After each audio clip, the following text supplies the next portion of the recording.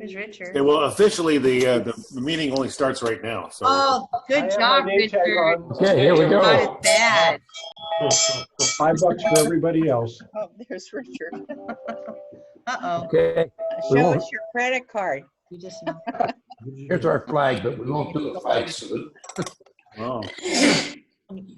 Drink. Oh. So we'll go ahead. Do that. Yeah. We'll go ahead and start with the four-way test now. So the things we say, Say and do do. first. Is it the truth? Is it fair to all concerned? Third, the goodwill and Better better friendships? and fourth, Beneficial. Show to all concerned. Okay, now we're official. We're an official meeting. There's Bill Hardman and Jamie Serrano, and nice. I'm trying to set you guys up so I could work still. Oh, there's my video back. Hi. Hi, Jane. Hi, guys. It is lunchtime. Oh, there's Josie. Josie on. Johnny, how come your name says Cindy? Okay, do we have any, a couple of things. We talked about last week about postponing our gala, and we tentatively picked the last Thursday in August as a tentative date for the gala. And the same thing applies to our Lobster Fest, that we're going to move that to October 10th. And Roger secured the date with Pepper Creek Park with the city, so we're good to go there. You've all gotten the message about the coronavirus kits that are being assembled, the face shields and so forth. The club, with the board's permission, has committed $1,000 to that project to the district. So we are financial participants, as well as if anybody wants to go this weekend to help assemble the masks. I know Lori said she wanted to go. There's a lot of us who are in the category they won't let in the door. So we'll have to wish you well. But the rest of you, contact Dan directly. If you didn't get the email, let me know and can get you the information. But anybody who would like to go would certainly be appreciated.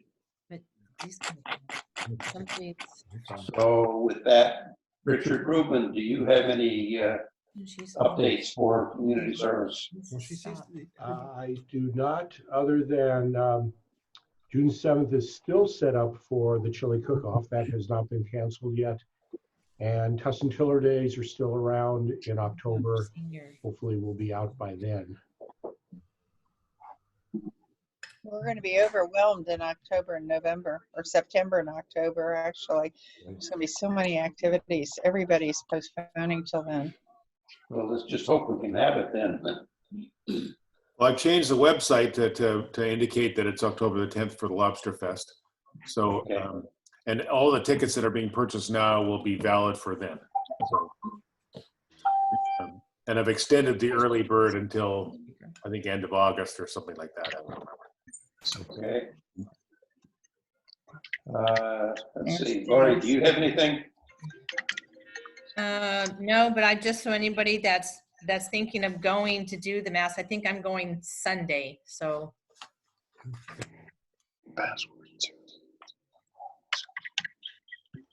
I don't know.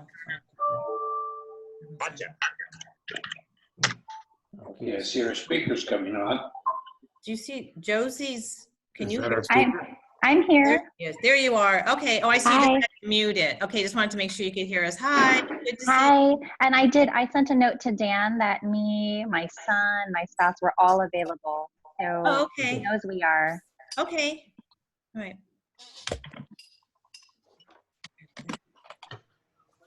What happened to James? As soon as we said Oh, the speakers The rest of the meeting. you got to have long pants on if you get up from your chair, James. This is true. This is true, but Or at I least wanted to something. proudly display my Rotary pin. Okay, are there any other announcements that anyone has to make? Yes, I have something.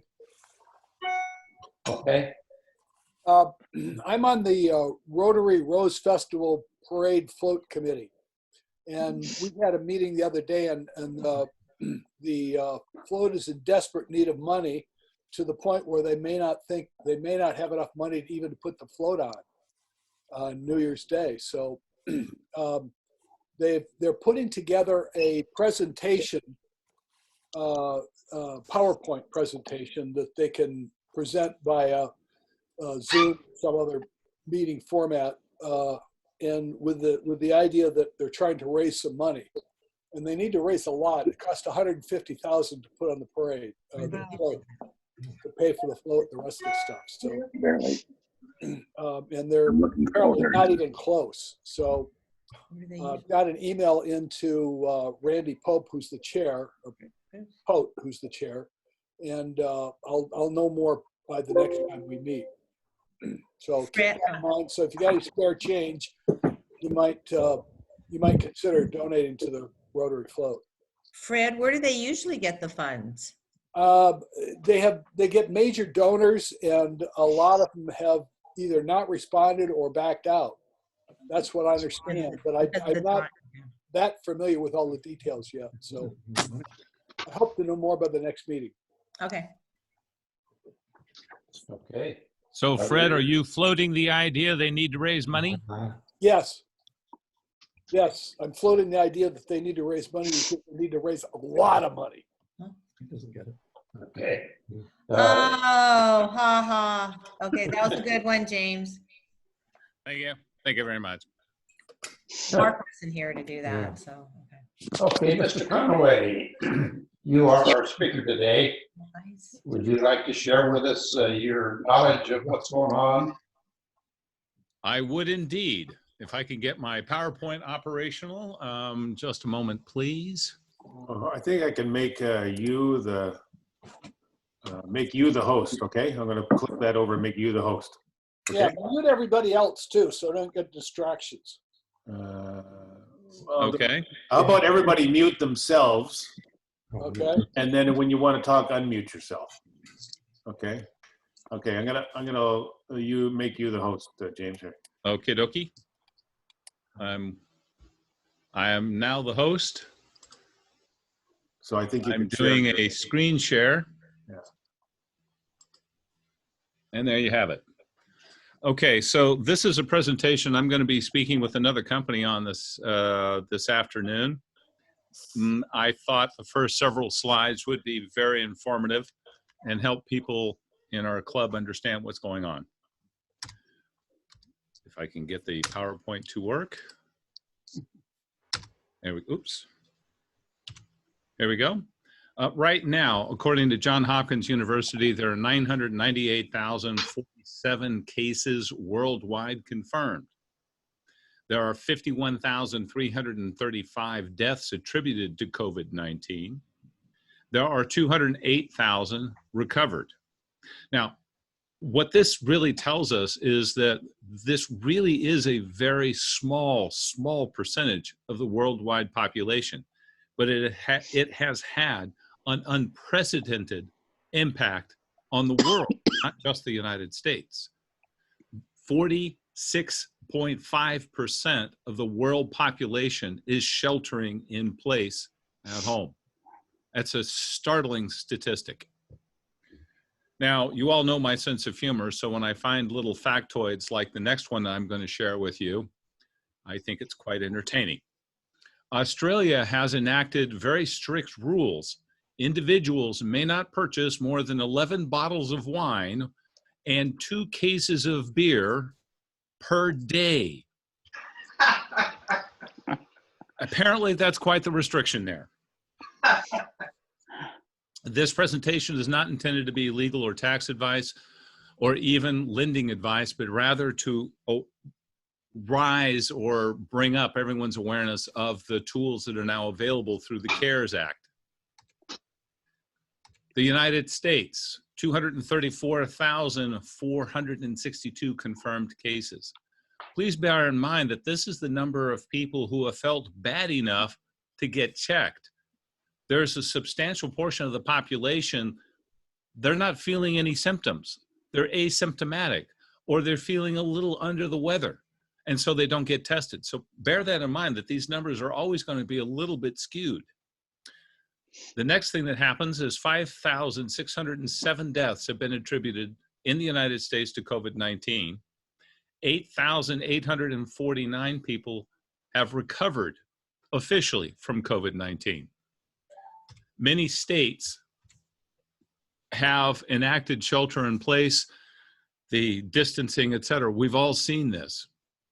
We've all seen, if anybody's driven on the freeway, it's the first time in years that we've been able to drive at freeway speeds during rush hour. The new norm, social distancing of 6 feet. Right now, the politically, socially correct way of greeting somebody is to give them an air high five. Social gatherings are banned. This includes all religious congregations, business meetings, etc. This has had a dramatic impact on business here in the United States. Remote work is now necessary. You see, here's the thing. Back in the day, Gary and his skill set was considered the avant-garde. It's now a necessary day-to-day business norm that people are working remotely. That alone has will have a trim tab effect on business in the United States as we know it. Many government agencies have been shut down.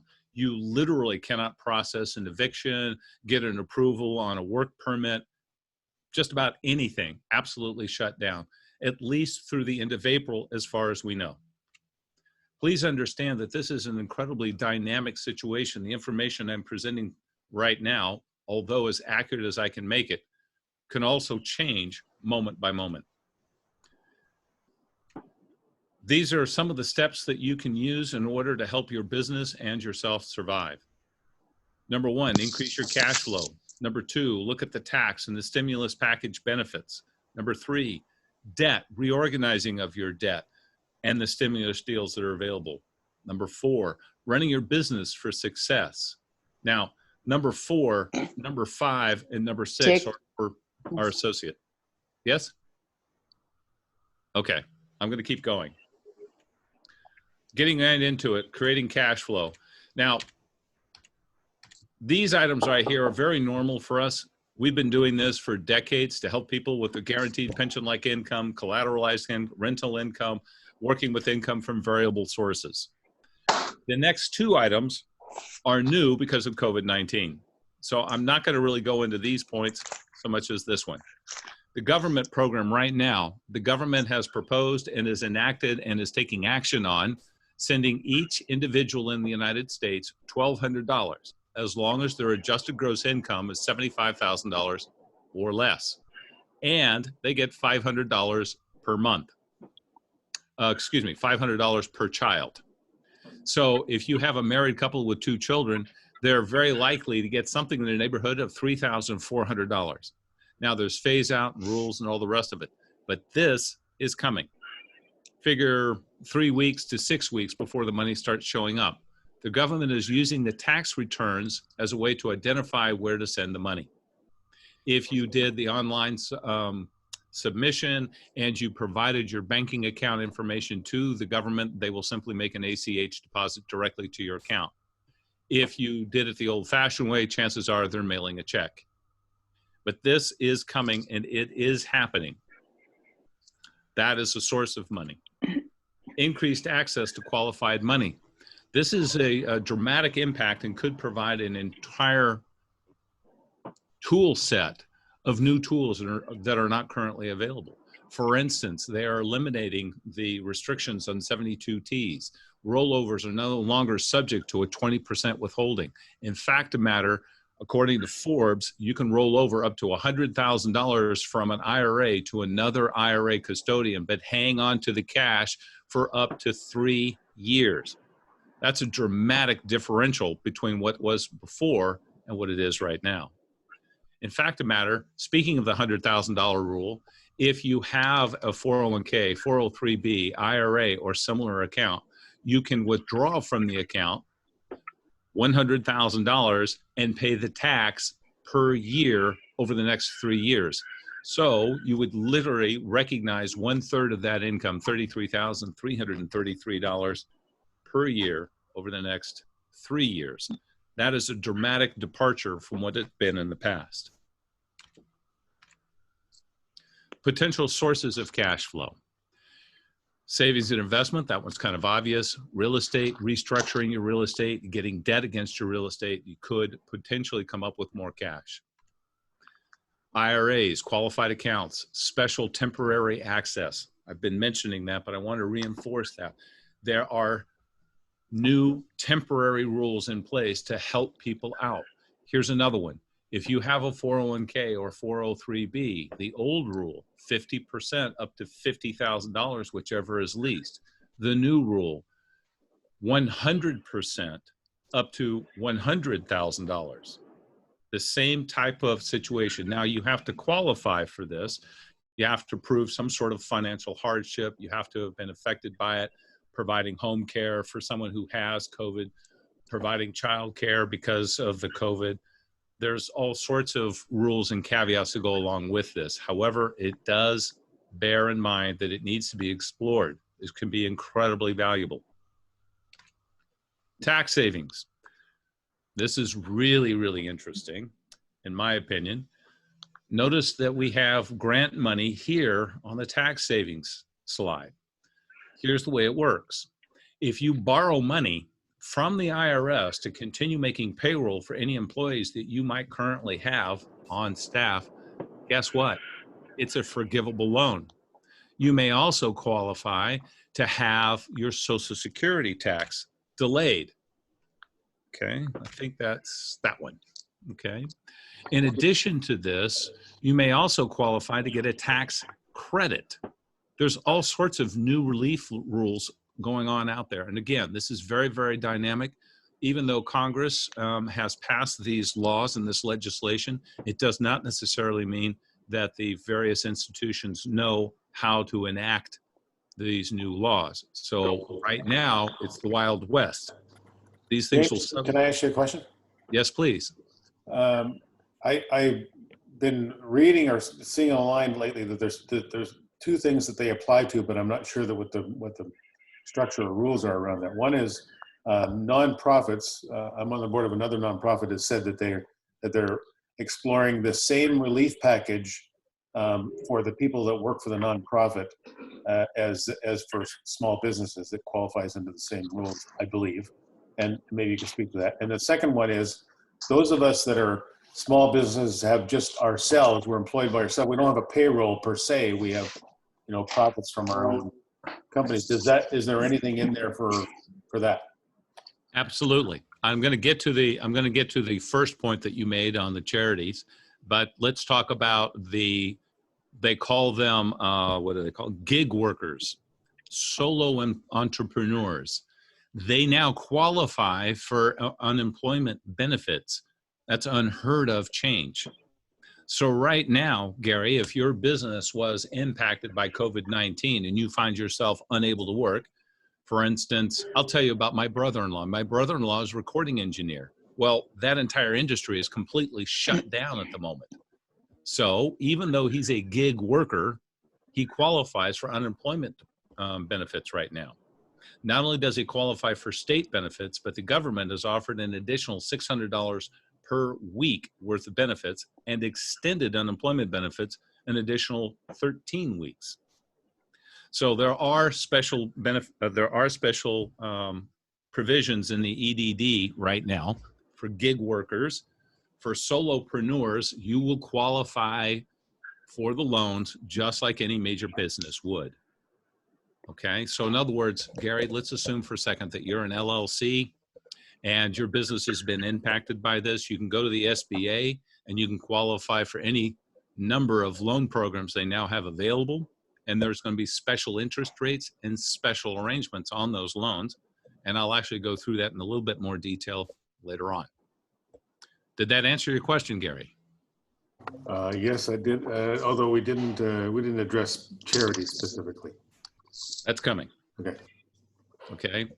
Possible areas of tax savings. Proper reporting, we all know that. Using expenses as deductions, but here's a new one, the Payroll CARES Act. 11, section number 1102 is what I was talking about. If you need to borrow money to make payroll, it can be forgiven. Now, if you're a solo entrepreneur, such as what Gary was suggesting, you may not qualify for that. Section 2302, Social Security tax credits. This is kind of exciting. If you're making payroll and the employer side of the Social Security tax may be delayed up to 1 full year, depending on which website you read, half of it due at the end of 2020, half of it due at the end of 2021. Interest can be made to be deductible depending on how you organize yourself. Now, guys, I'm telling you all of this because what we see is the most potent tool right now is creating cash flow. If you have cash flow, you can afford to pay for things. If you can afford to pay for things, you're not going to be as impacted by COVID-19 as you might otherwise be. SALT, state and local taxes. Again, how you structure yourself could allow you to take more state and local tax deductions than the $10,000 limit on Schedule A. Accelerated depreciation, that's kind of a fun discussion. I'm going to pass through that. That's not the core. Special relief rules, COVID. We've all heard 90 days extra to pay the taxes. Our tax team here in the office, they're actually only working 50-hour weeks right now instead of 100-hour weeks because of this. But that is supposed to leave more money in people's pockets temporarily. That's the concept. Special tax credits for employers who keep employees on the payroll, even if there's no work. Special temporary charitable gift limits. Gary, coming back to the charity.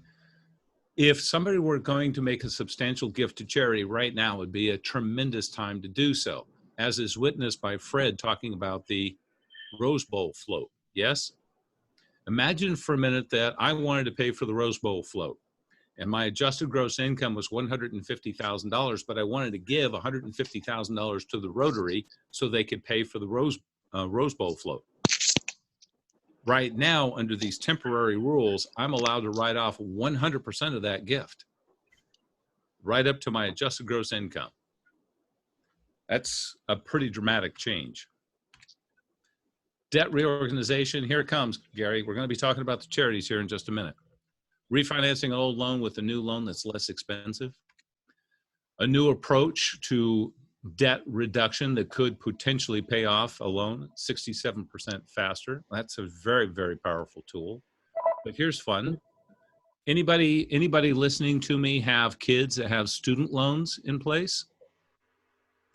If your kids are on your payroll and you are the employer, according to section 2206, you're now allowed to pay their student loan debt up to a certain dollar figure. I think it's $5,425, something like that. And it is not taxable to the child.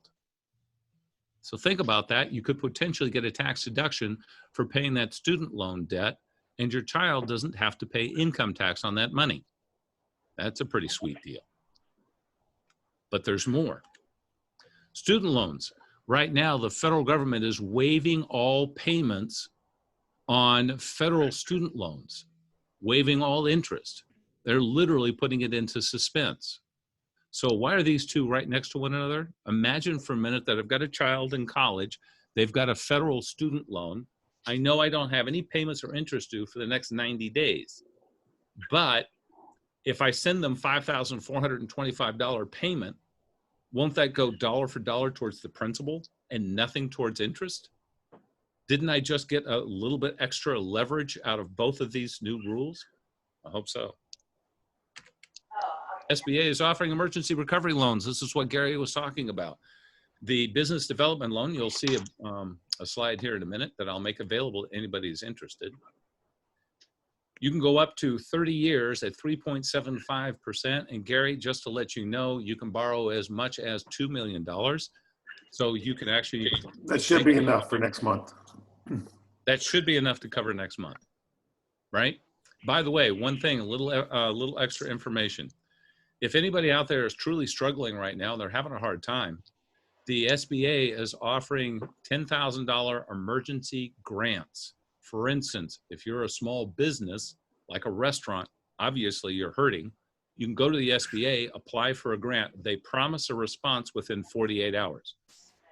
Given the kind of tremendous activity involved, I would suspect that's a very soft promise, but at least they promise that they'll get you an answer quickly. Gary, here you go.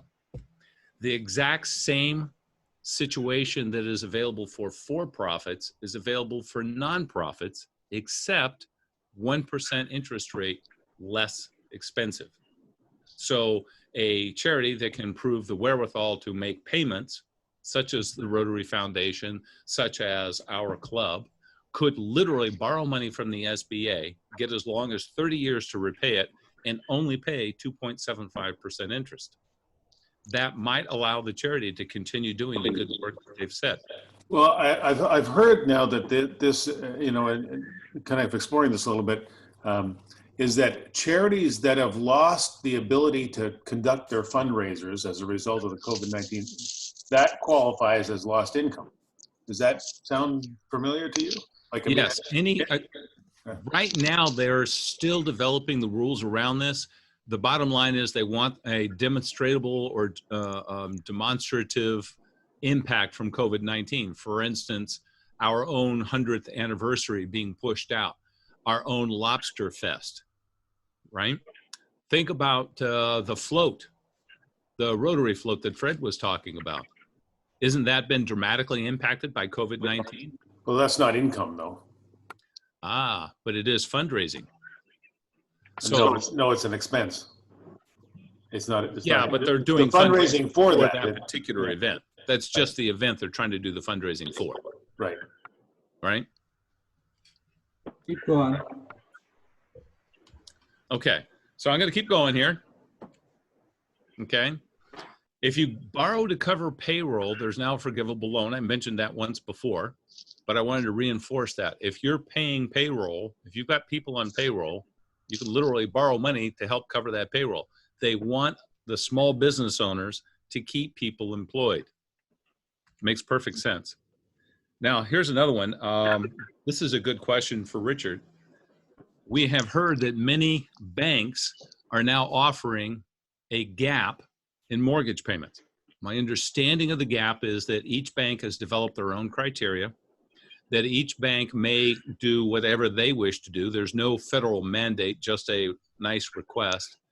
And you could get as many as 3 months worth of payments tacked onto the back end of your loan. It's not going to be forgiven. It'll still have interest accrued, but you won't have any payments. Is that your understanding, Richard? That is my understanding, and our bank is doing that. We've been doing it for about 2 weeks now. The documentation is almost non-existent. It just requires I send in information to our respective loan centers, depending on what the product is. That applies to both business loans and consumer loans and credit cards.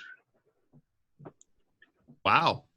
So what Richard is saying is that his particular bank, Richard, what's the name of your bank again? California Bank and Trust. California Bank and Trust. California Bank and Trust has not only taken it on themselves to work with people on their primary mortgage, but business loans and personal loans. That's really good news, Richard. Thank you for your bank's effort in that regard. Welcome. This is the thing that's really fascinating to me, is that that's essentially free money. And I literally was dealing with a restaurant owner this afternoon who was not interested in doing any of this. And he's going to be lucky if he survives the COVID-19. And I was telling him, I was like, there's free money out there. You got to go check it out. Just wasn't motivated. And that's another thing I wanted to warn you. There's $2.2 trillion been injected into the economy via the CARES Act, but that money is going quick. If you think you qualify for any of this stuff, you need to act now. Okay. This was taken directly from the SBA website. This is their process. First, you download an application. Thank God you don't have to use the online application anymore because it was a complete disaster. Gary, it would have driven you absolutely insane because of the way it operated. Now you what to do with the government drives me insane. Yes, yes. What this was particularly poor, okay? High school kids could have done a better job with that thing. Step one, you apply for the loan. Step two, property is verified. Now, what's interesting to me about this, I'm going to tell a story about one of our clients. His net worth is about $13 million. His annual income is $2 million a year as a physician, and he owns several clinics. He was looking to get an SBA loan to buy another property in order to open it up as an additional satellite clinic. He went in and he applied, and they turned him down. They said no. And the reason, he didn't have his minutes in order for his corporation, and he didn't have proper bookkeeping. We managed to get him fixed. Ultimately, he got his loan. But I'm sure Richard would back me on this. Banks, SBA, anybody creating a loan wants to see good books and records. True. Now, that doesn't mean that you shouldn't get started, but that does mean that you should get busy getting that done. Yes? Step three, then they create the loan and you cash the check. By the way, we're almost done with the presentation. This is a slide I think is the most valuable. If anybody would like a copy of it, just email me. I'd be glad to provide it. Here we have a graphic of the various different types of loans that are currently available from the SBA. Not included in here are the $10,000 emergency grants. Not included in here are the payroll loans. Not included in here are the Social Security, the ability to get Social Security deferral on that tax. And not included in here is the rules around IRAs. This is just the loans. All right. So as you can see, there's quite a variety of loan structures in place and available. And there you see below it, I got this from a mortgage broker, and I don't know if that's an internal line item on the FICO scores or whether that's an SBA generated FICO score requirement. But the point of the matter is, for the disaster loans, you could potentially get a disaster loan even if you have a low credit score. Question. Good and good? Okay, Jim, I got a question. Excuse me, I got a question. I got a question. My daughter and her husband have a restaurant that they bought back in November, and they want to apply for the SBA loan, but they haven't owned the business for a year. They don't have tax records. And I told them they should rest on the fact that it's a business that was a going business when they bought it, and they've only owned it for 4 months. That should exclude them, but I don't know if that's going to be true or not. Okay, this is one of those gray areas. I'm not able to identify for sure. For one thing, I do not create SBA loans. I'm not a loan officer. So please understand that this is my layman's understanding. The SBA is now loosening up their requirements. Normally speaking, the business needs to be operational for at least 2 years. How they would determine that, I'm unclear. My understanding is right now they need the business to have been operational as of March, which clearly your kid's business would have been. So I would suggest apply, apply, apply. Right now, my understanding is about 50% of the loan applications are being approved. So you got a 50-50 shot, you might as well. Yeah. More questions? No, I'd like to thank you. This is Carl. I think that your presentation is right on, and you didn't cover real estate, but there's some, as I understand it, some pretty substantial real estate provisions, which doesn't surprise me given President Trump is in the real estate business. But the other thing is, I just take this opportunity for the club to be, or you know, how, just what is our financial health? It might be helpful for the board to share that with the members. Like we probably should be canceling giving money away until we can have the fundraisers and that sort of thing. I'm sure you're already thinking about that, but you know, there might be several of these members that never show up, just decide to drop out. So I just encourage you to. Okay, good point, Carl. Yeah, Carl, interestingly enough, on the real estate, right now, there's a big movement afoot because specifically real estate owners, landlords, have been excluded from benefits short of being able to qualify for one of these SBA loans.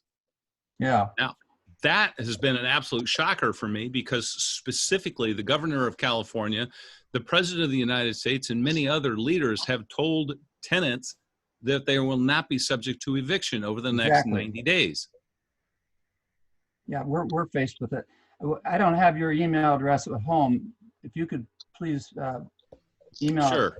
that list to me, I'd appreciate it. My email address is the letter J, my last name, Conaway, CONAWAY, at B as in Bob, P as in Paul, S as in Sam, G as in George, .org. So J Conaway at bpsg.org. BPSG. Yeah, thank you. You're welcome. And last thing that I wanted to talk about is insurance. Okay. Now, there's a few insurance people in the audience, and I will tell you this. We truly believe you should insure your number one asset, which is you.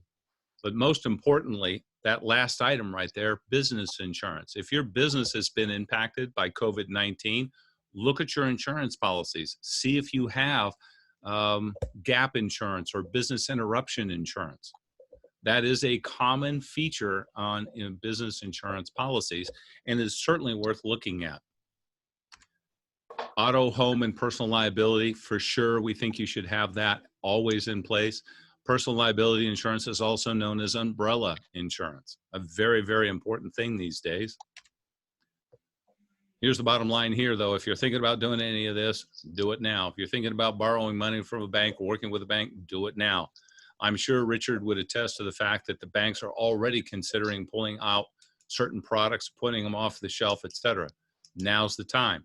Right now, your 2019 documents, your 2019 income is what the banks will be considering when they look at your loan package. So if you want to move forward in any of this stuff, the message is take action now. That brings me to the end of my piece of this particular presentation. The only other thing that we're going to be talking about here in the rest of my presentation would be literally corporate structure, et cetera. And that may not be interesting for the entire group. So that's it. I'm done. And now I am now open for questions. James? Yes? James, this is Bruce Grant. Hello, Bruce Grant. I don't know if you can, which is kind of ironic. Yeah, I don't know why. I'm just kind of new to this, so I'm not sure why you can't see me. But oh, there we are. Can you see me now? You're here someplace. There's a lot of people to look at. Okay. Anyway, I'll ask the question. Oh, there you are. For my employee, is it better for her to collect unemployment or to get that loan for payroll continuation? No, that's for the business owners. Your employee could not do that. You could. Okay. Right, but honestly, what I would suggest, if your business is struggling, if you're like shuttered at the moment, right, have her apply for the unemployment insurance. See what she gets. Right. Okay. If she doesn't get enough to keep her handy for your business when you reopen, then maybe what you need to do is consider an alternative approach, which is keeping her on payroll. Well, so I've heard that you get those SBA loans, which includes the pay that you're paying yourself, that's predicated on keeping the people employed or keeping them on the payroll, isn't it? That's what depends makes it on the loan. Yes. Oh. The PP, the payroll protection program, you have to keep the employees on salary. Right, and then you basically get the money that you're going to pay them as the forgivable loan, right? Yes, you have to keep them within, and you can't lay off employees. You have to keep within like 25% of all your staff has to remain. Right. Otherwise, you will not get the loan forgiven.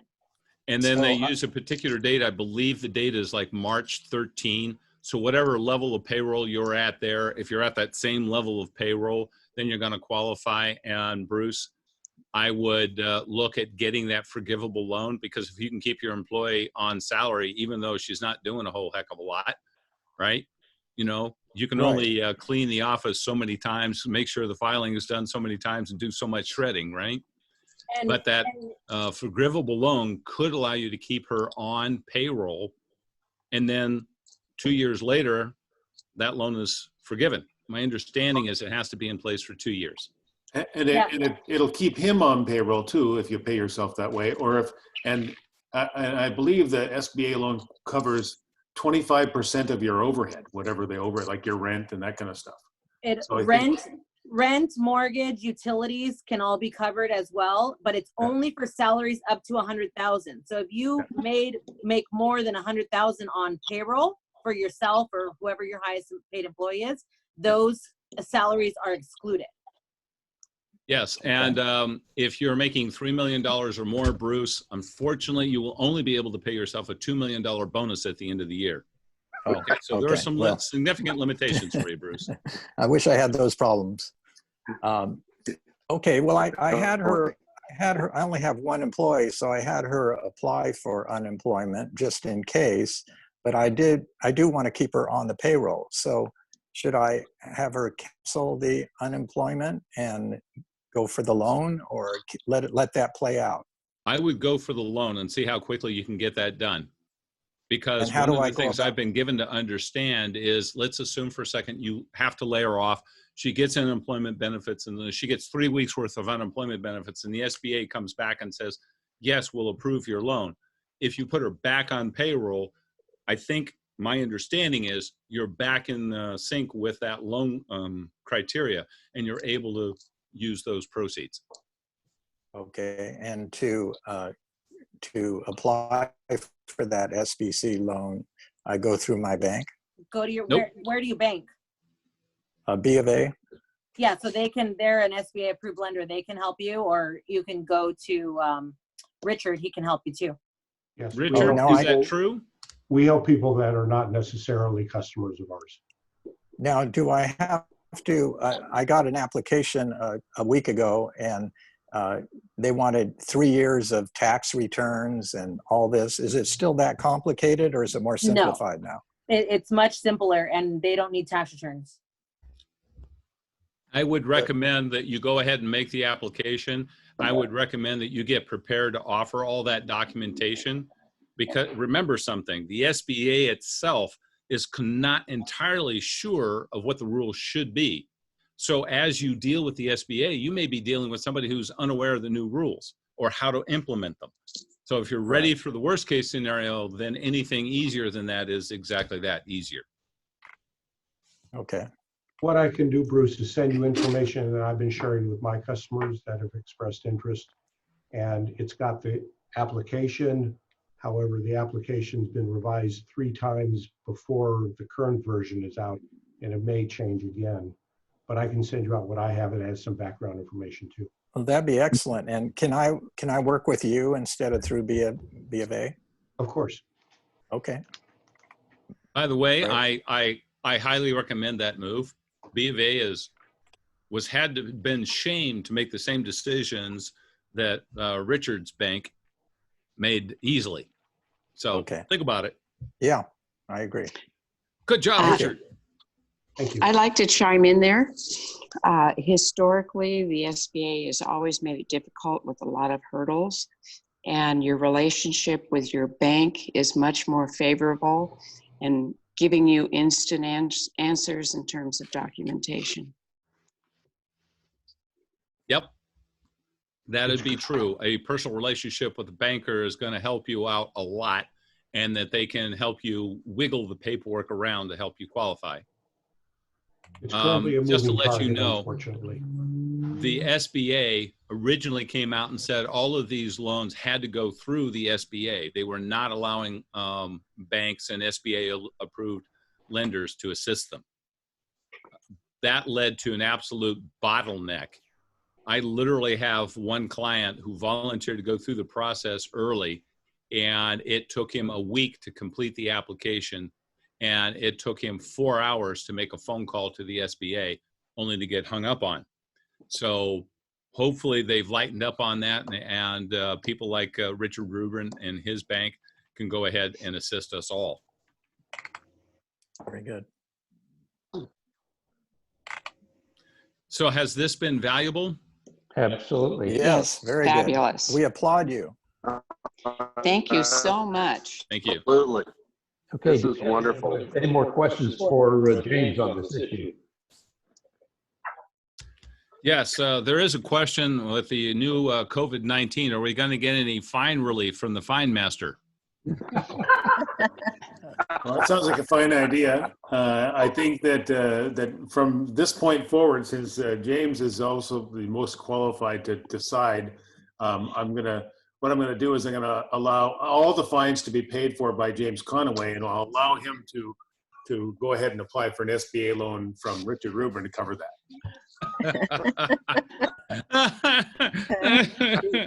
All in favor? Aye. Yeah, right. Okay. The motion carries. Okay, well, with that, folks, I'm going to go ahead and call the meeting to an end. But before I do, we will meet this way again next week, and as well as the following foreseeable meetings will be via Zoom. Keep your eye out for corn. Didn't happen today, so we're still good. And with that, our meeting is adjourned. Thank you all for Good seeing you guys. There is some meetings coming up with the district, like the president's meeting and all that kind of stuff. That's all on Zoom as well. So keep an eye out for that and look for the calendar on the district website. All right. Okay. Thank you.